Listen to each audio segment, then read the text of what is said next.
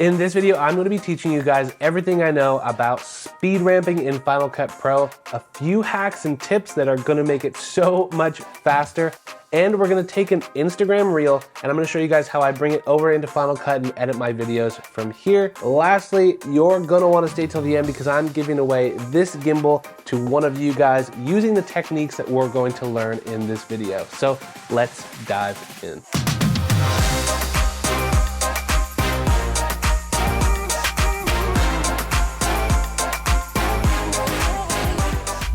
So once you have your footage imported into Lightroom, you need to make a new project. Now the way that I make that is I hit Command N and we're gonna select vertical because we've got vertical video for Reels.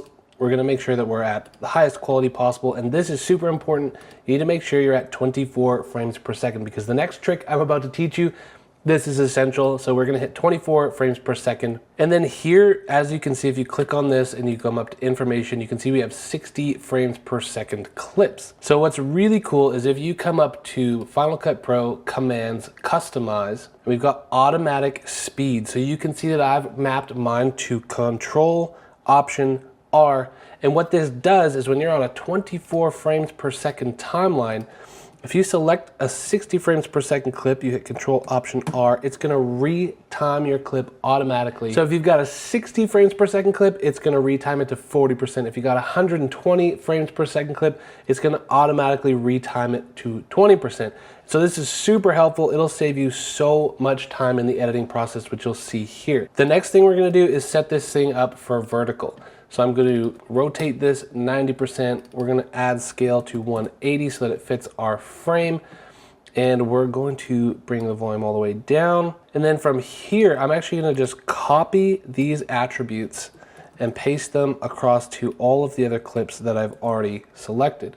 What this does is it already retimes them, takes away the volume, and scales them to fit. So then all I have to do is go in and do the speed ramping. Now, because this is being posted on YouTube and I need licensable music, I'm gonna pick a song off of the music bed and time my track to that. MusicBed is my personal favorite online music streaming platform. It syncs all the music to my YouTube channel so I never have to worry about it.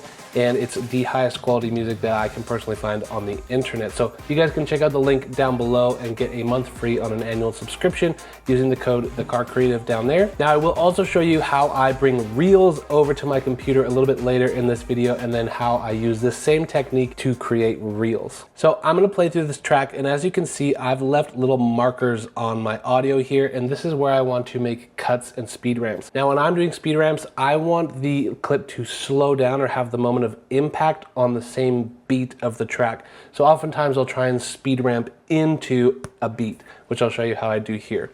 So I've got my first clip here, which is showing the viewer that it's a Porsche, and then we're gonna go into speed ramping on some details. So if I just hit play here,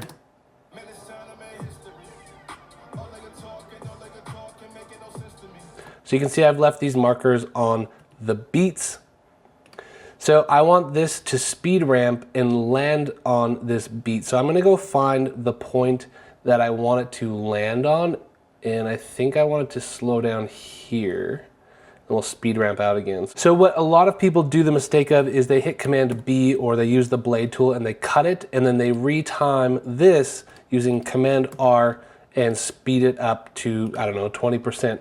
But what the real way you want to do it, and the better way to do it, is actually to hit Shift B on that moment, and this will automatically give us some speed ramping tools in Final Cut Pro that are super helpful.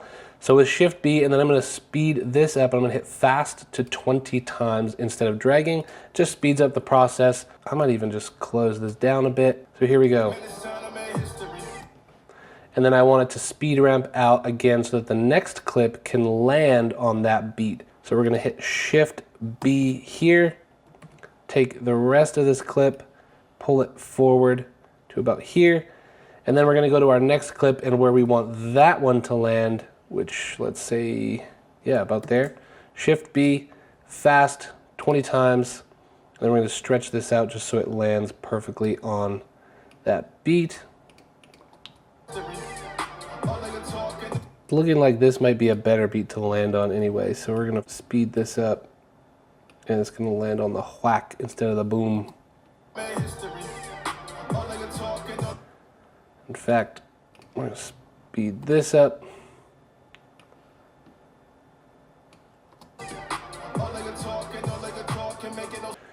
Okay, so here's obviously a really quick breakdown. We've got our intro shot, then we're speed ramping to the beat, then we're speed ramping out, speed ramping back in to land as close to that beat as we can. Now, if you can't find the perfect timing, you can also click on this arrow, hit customize, and then you can customize this to be, I don't know, 2,000 or 5,000 or whatever you need, so you don't have to fiddle with dragging it so much. And if you find good speeds that you like, you can just go in and click those really fast. Now here's another example of a oneer where it's just one long clip of me going around the vehicle, and I'll show you how I cut through those different angles of the car. Now the first thing we need to do is hit Control Option R, and that will retime it to be 60 frames per second on a 20 frames per second timeline. Then we're gonna hit Shift B, and then we want the beat to drop about here on the tire. So we're gonna hit Shift B there again, hit this little arrow, custom, and then we're gonna do, say, 4,000. Let's see where that gets us, if it's close to the beat. All right, so we'll need to drag that forward actually a bit. And we can drag these little edges. We're gonna hit custom. Let's try 5,000 there. We still want that beat to hit here. I want it to kind of slow down on that beat. So let's speed this up still to maybe 6,000.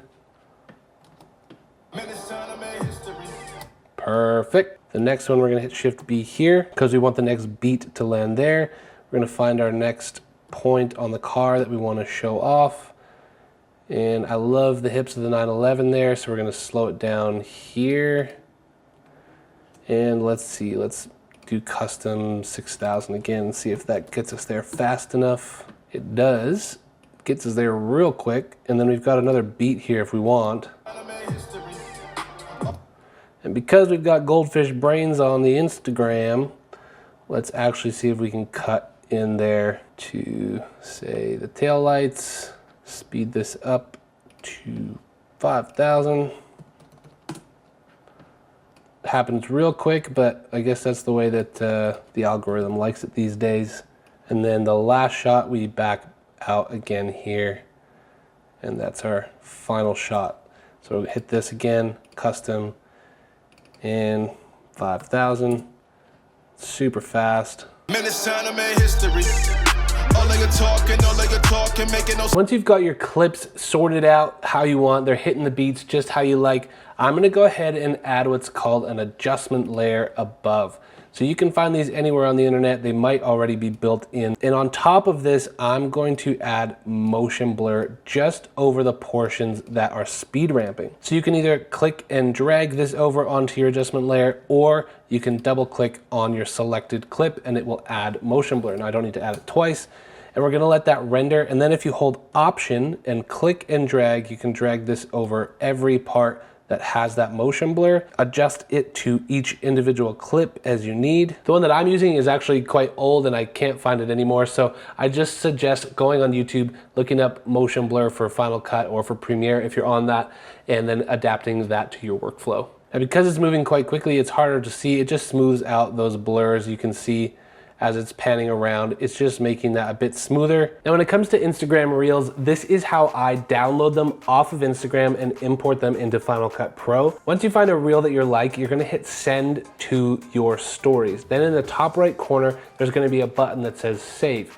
You're then gonna save that to your photos, and then that way it's gonna save the video and the audio. Now on iPhone, I take that video and I airdrop it over to my computer. Now if you see on the computer here, I do the same technique with a reel. You can see this one on my Instagram. I can't play the audio for copyright reasons, but you can see that I've made my markers here, and then I've done speed ramping and added my clips to each of the beats. Once you're done with those, you then export them, airdrop them back to your phone, and sync them up with that same reel that you just downloaded. So now that you know how to film and how to edit these speed ramping videos, you might need a gimbal. So I'm really happy that I've partnered with Feiyu Tech in order to give one of these gimbals away and ship it to one of you guys. So what I'm gonna do is I'm gonna drop a bunch of these clips into a Dropbox that you guys can then take to edit. I'd love it if you make a reel and then tag me in that reel using this footage on Instagram. Once I see that you've tagged me, I'll screenshot that and you guys will be entered